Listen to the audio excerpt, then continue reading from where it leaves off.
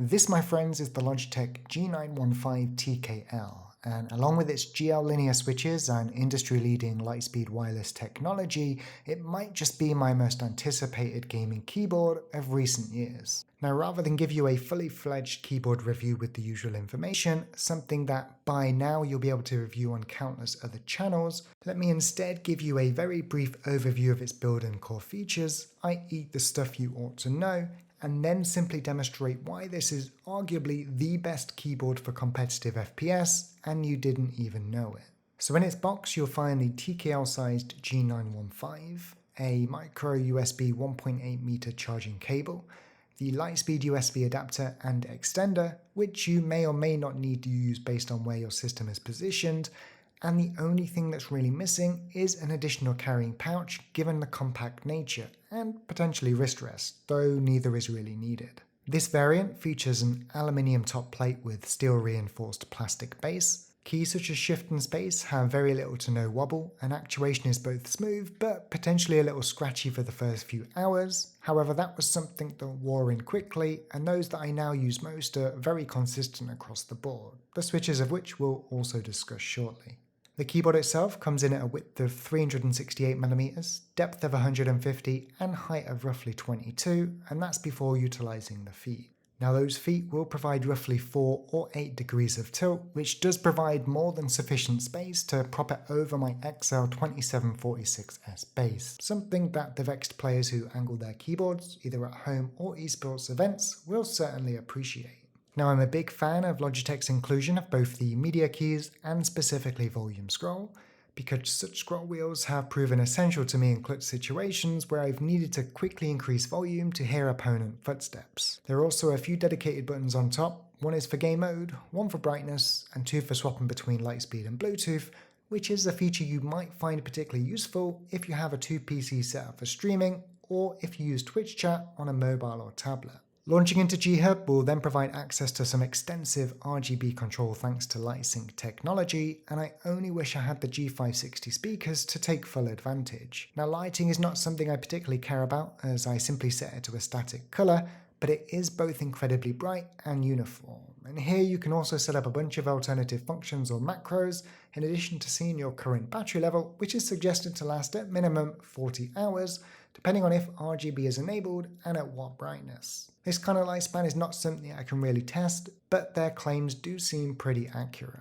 So why is this arguably the best keyboard for competitive FPS? Well, let's just put aside its LIGHTSPEED wireless technology, which by now you should already know is fantastic, and simply talk about those switches, starting with a basic introduction to how mechanical ones work.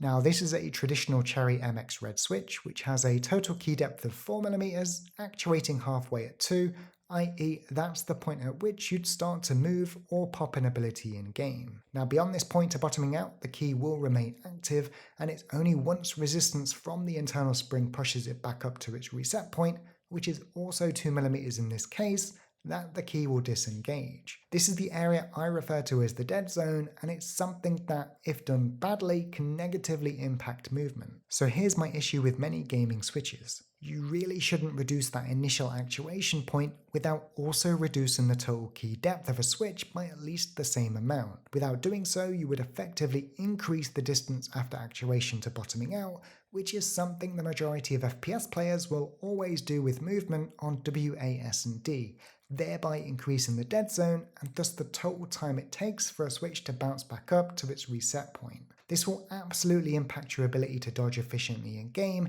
and is something you can test for yourself. Simply jump into your FPS game of choice and hold down both A and D simultaneously, and you'll likely stand still. It's only when you release one of the strafe keys and it reaches its reset point that you'd start to move. Holding both and staying still is both intentional and actually a good thing at times, because sometimes the best dodge to your opponent's aim is simply the one where you're standing still. So lifting one back up to its reset point is just as important as the initial actuation on the way down. With that said though, it is still important to retain some of that dead zone in order to A. increase typing comfort, B. help to prevent double key presses, and C. to allow for multiple key actuations with a single finger. So for example, rolling your pinky on shift and control to slide in Apex Legends. It's not just that though, linear type switches are also superior than tactile for FPS, and this is because the lack of any physical bump will enable you to make smaller adjustments without utilizing a counter strafe or crouch, something that will be useful for CS or Valorant. And if you have a linear or tactile keyboard available, just try it for yourself. The GL linear, tactile and clicky switches all actuate at 1.5 with a force of 50G, bottoming out at a significantly reduced 2.7. This means that you get a relatively fast actuation, a decent bounce back speed due to resistance, and distance after actuation of just 1.2 down and up respectively, totaling 2.4mm of dead zone, which is a reduction of 1.6 from traditional Cherry. Now alternatives such as Logitech's own GX Linear found on the G Pro X do stay close to the norm, and that's likely due to player feedback and what they've become accustomed to when competing. However, Logitech have gone in and additionally increased the spring resistance and bounce back speed to make them feel faster. And to be honest, along with those improvements, I'd have to agree with the players. The G Pro X is comfortable, responsive, familiar and reliable, and ultimately is a keyboard that won't let you down in game, so had Logitech not sent out the G915 for this video, I'd still be maining it today. So in summary, the Logitech G915 and particularly the GL linear switches absolutely represent the best keyboard for competitive FPS, period.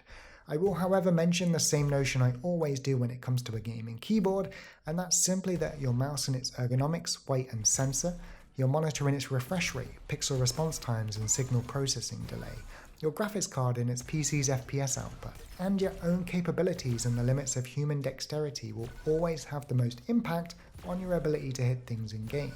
Your keyboard in that respect should always be the least of your worries, but I mean that in the sense that it should at least be good enough to avoid holding you back, i.e. not actively work against you. Everything I've alluded to in this video is purely aimed at those that want the absolute best performance out of their keyboard, no matter its perceivable impact in game. And yet such impacts can actually be both felt and demonstrated with ease in the case of the GL linears. Now PBT keycaps would have been nice for this price point, and a few of you out there will undoubtedly refuse to use anything that doesn't feature a traditional Cherry MX stem for replacing those included.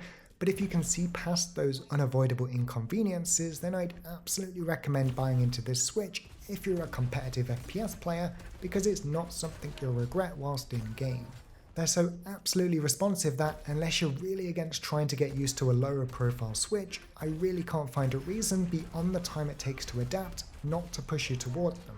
Except maybe its price, because it's so very expensive at retail that you've really got to believe my word to give them a chance. Let's keep our fingers crossed for a wired G915 TKL alternative. Anyway, if you want to see the keyboard in action, then I'll be broadcasting with it on Twitch regularly, and with that in mind, a quick shout out to both Vexed and Logitech G UK for shipping it out. I really do appreciate it. In the meantime, if you have any questions or comments for me, then go ahead and leave them down below. If you've enjoyed the video, make sure to give it a thumbs up, subscribe of course for more in future, but for now, take care, keep gaming, and I'll see you in the next video.